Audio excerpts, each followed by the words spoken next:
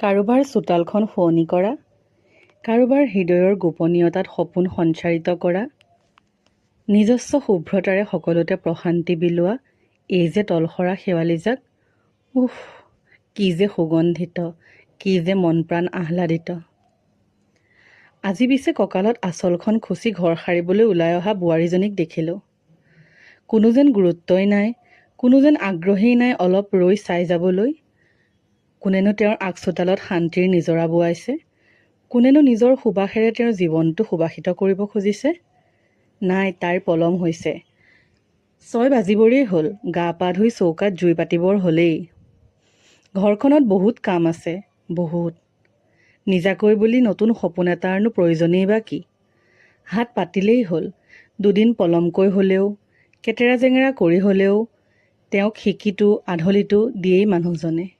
Lipstick কাজল কিনিবলৈ। কেনেকুৱা পালে বাৰু শুনি প্লিজ কমেণ্ট ছেকশ্যনত জনাবলৈ নাপাহৰিব।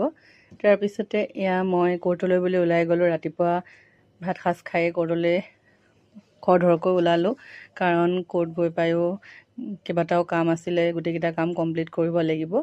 আৰু এয়া কোৰ্টৰ পৰা উভতি আহিলোঁ। আহি পেলাই মই অলপ ৰেষ্ট ল'লোঁ।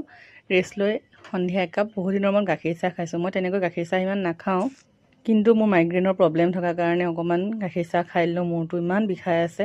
আৰু এয়া মই যে কওঁ মোৰ ষ্ট্ৰেছ বাষ্টাৰ বুলি, ইভিনিং সি আহিছিলে টিউশ্যনৰ পৰা অহাৰ পিছত আমাৰ ঘৰলৈ আহিলে, আৰু অলপ পিছতে মই এটা ৰেড বুল আনিলোঁ। আৰু ৰেড বুলটো খাওঁ বোলো, অকণমান এনাৰ্জি পাওঁ যদি পাওঁ, আৰু গা চা দুৰ্বল লাগি আছে।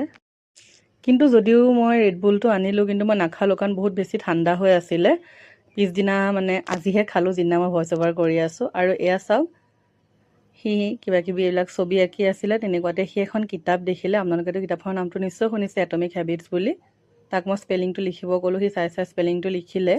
তাৰপিছত তাক মই কিতাপখন আনি পেলাই দেখালোঁ, বোলো এইখন কিতাপ তুমি ডাঙৰ হ'লে পঢ়িব লাগিব, বৰ ভাল কিতাপ।